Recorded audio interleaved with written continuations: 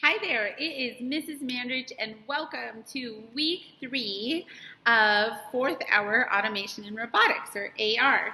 You might have noticed last week there wasn't a huge assignment, and we decided that since it's the beginning of the year and you guys are all doing this online learning stuff in Schoology, that we would try to make our elective classes, our extra classes beyond like your math, reading, all of that, a little less intense, meaning less assignments throughout the week until we're a little more used to it. So last week there wasn't a whole lot, just what is the design process. I'm going to review that really quick, but I'm also going to give you your very first design challenge, okay? So not only do we want you to know how engineers think, we want you to think like an engineer. So I'm going to run through a couple of things and I'm going to give you your very own design challenge. Nothing super hard, nothing that you can't do with just items around your house. Okay, this one actually only involves paper. So if you have paper, you're good to go. And I'm giving you until Thursday to submit this, okay? So the engineering design process, remember we said that everything around you, cars, phones, tablets, everything you use in your everyday life was engineered by someone. So it all starts with identifying the problem. So sometimes people who are like an inventor slash engineer, they come up with the problem on their own. Or if they're like an architect or a bridge building engineer, they are given a problem. They're given a task. Okay, we need to connect these two pieces of land and the river that runs through them. So we need this kind of bridge that can go this far. And so you have to identify the problem. Okay, the next step is brainstorming. This is where you get to be creative, where you get to think things through and come up with a new idea. Okay, so you look at what's out there already, you research what's available, and you start to come up with your own answer to whatever the problem or whatever task that you're trying to do. Okay, next you're going to design. Okay, so we start by designing on paper or designing on a computer program like Autodesk or something else that lets us make a CAD projection of what we're doing, a computer-aided design.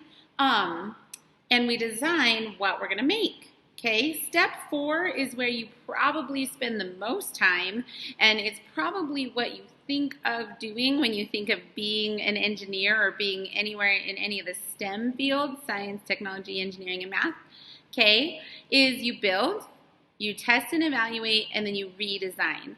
So I guarantee that the very first prototype, the very first model of anything is not going to be our final product because we build it and then we're like, oh my gosh, this could be better or I could do this differently. So we test and evaluate and then we redesign. Okay. Lastly, we share our solutions. We talked about that in last week's lesson, right? In week 2, that it is amazing that worldwide we can share our findings, we can share what we are developing and discovering, and people can build on that, and that's amazing, right? Or, like if you're that engineer designing the bridge, you share the solution with your boss, and you start making the bridge and get paid.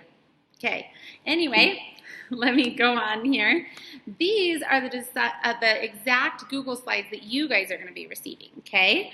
And here is your first engineering design challenge. So here's the challenge. It says, engineers are constantly finding better solutions to today's building and programming problems and needs. In this challenge, you're going to build a simple structure with limited materials to see how well you can use the engineering design process to create a final product. So here's your challenge. Let me move myself up here.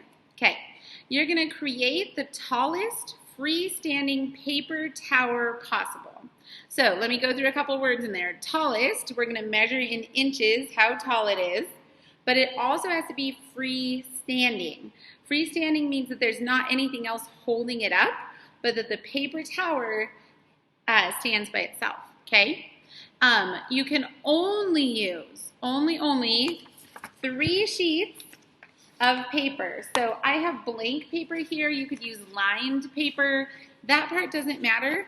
What you cannot do, I know what you're thinking, okay? You cannot use cardstock or cardboard, none of the thick paper, just regular printer paper or notebook paper, 3 sheets, okay? 3 sheets of paper. You can bend, fold, tear, or even cut the paper with scissors, but no other materials can be in your final product. So that means no tape, no glue, no like wooden popsicle sticks to make it stand up, just the paper. You might be asking yourself, Miss Mandridge, how can I make a piece of paper into a tower? Guess what? That's your challenge. And there's all different ways that you can do it. I don't want to show you a final product or an example because I want this to be your design. But remember, tall is good, but it has to be freestanding. So if your tower is this tall, but it can freestand, that's awesome. But the taller you can make it and have it stand on its own, good job. Okay? The tower must stand on its own for at least 3 seconds. And then you're going to measure your tower in inches. So I thought it might be fun later in the week on Thursday. Okay, Thursday afternoon, I was thinking about doing a live session if you guys want to show each other your paper towers or say, like, hey, look at mine. It's 18 inches tall, whatever. We might be able to do that. So let's keep moving. Here's what you're going to fill out. So this is a Google slide, and you're going to fill it out as you go. I'm actually going to get out of presenting mode so that I can show you guys how these boxes are clickable and typable. Are those words? So first you're going to identify the problem. It says, what is the goal of the challenge? Here's what where you're going to put, what did I ask you to make? Notice if I click on it, I get this blue box, and I can fill in typing information here. Okay, so I just pushed a bunch of random keys, but you're going to say, in a sentence, please put this in a complete sentence because I'm giving you all week to do these few slides. The goal of the project is, and then you're going to keep going, to make the tallest freestanding paper tower. Okay? The next question over is, what are your constraints? And for this, constraints means, how did I limit the project? So can you go out and get cardboard and duct tape and all of that? No, right? So on the limits, you're going to say no tape or other materials, only 3 sheets of paper. Okay, things that are going to limit what you can design. Those are your project constraints. Okay, then materials, down here you are able to type. You're obviously only having really one material, but where it says possible use in design. So maybe paper 1 can be a base, okay? And I'm going to fold that one into fourths or something so that it's like a strong base. But yeah, you're going to put the materials and their possible use in the design. Okay, so this is the brainstorming, right? Identify the problem and brainstorm. Next up, slide 4 says design, okay? It says, how will you solve the challenge? Sketch the design solution below and label all the parts and materials. If we were in person, you would actually like write this out on here, but what you're going to do is on paper at home, you're going to sketch out a design, okay? You're gonna label it, you're gonna maybe even write out some thoughts. This is where you are designing. And by Thursday, I want you to be able to upload a picture to me. So really quickly, I just want to show you, once you take a picture, you can email it to yourself, okay, your student email, and then it will be on your computer, okay, or you can actually do this on your phone. So you can pull up my assignment on your phone and then put it in that way. Or your parents' phone, okay? But right here it says insert image, and you're going to go to upload from computer. Oh, look at that. You could also do Google Drive. So if you take a picture, put it in your Google Drive, you can upload it there. And I'm giving you several days, so let's get that done, okay? So you're going to make a sketch, take a pic, put it on there. Very nice. That's the only thing you have to put on that slide.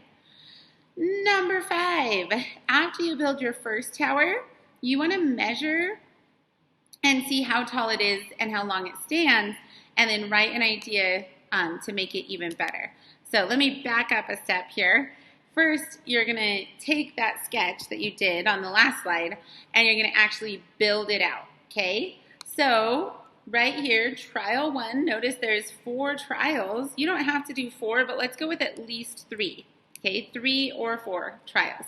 So trial 1, I folded, oops, all 3 papers in half, and it was 8 inches tall, and it did not stand. Okay, those were my test results. It just didn't stand at all.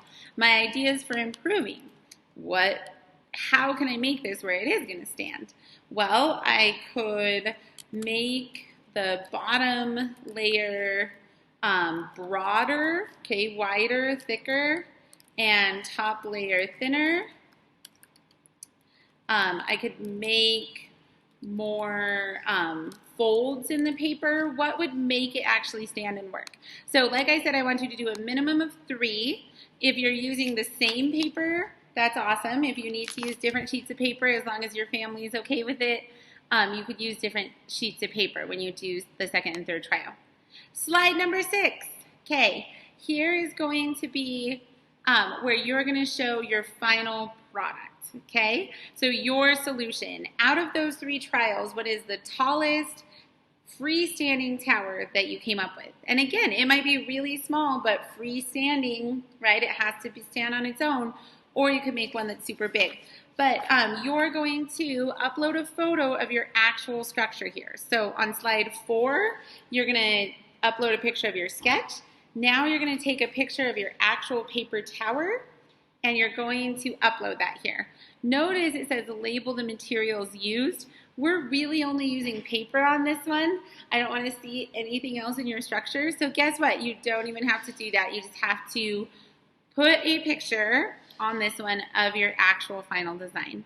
Okay, there's just one more slide, and that is reflect and share. So what challenges did you face during the design process? Again, this is a clickable box, so you can type in here, and I would like complete sentences, okay? We are in, most of us, 7th grade. We know how to do our sentence structure, so I would like you to say, some of my challenges were finding the paper that folded the best, or I would get my tower really tall, but then it would fall over every time. What were some challenges you faced? Just kind of summarize how the design process went.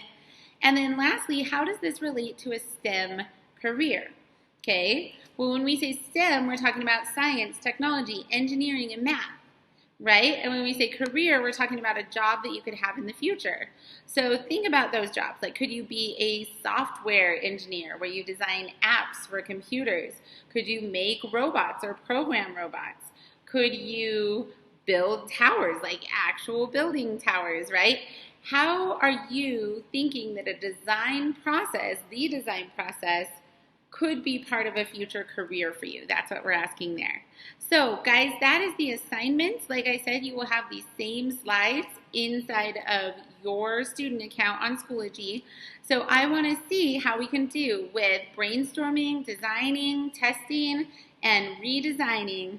And then lastly, you're going to share your Google Slides to me. And that's how you're going to have a grade on this. If you have any trouble, please let me know. Remember, like I said, you are uploading 2 images, so you can save them to Google Drive or Google Photos. You can upload them from your computer, but I would like to see your paper sketch and then a picture and a photo of your final tower. All right, guys, have a great week. I am here to help, and let's get designing. Have a great day.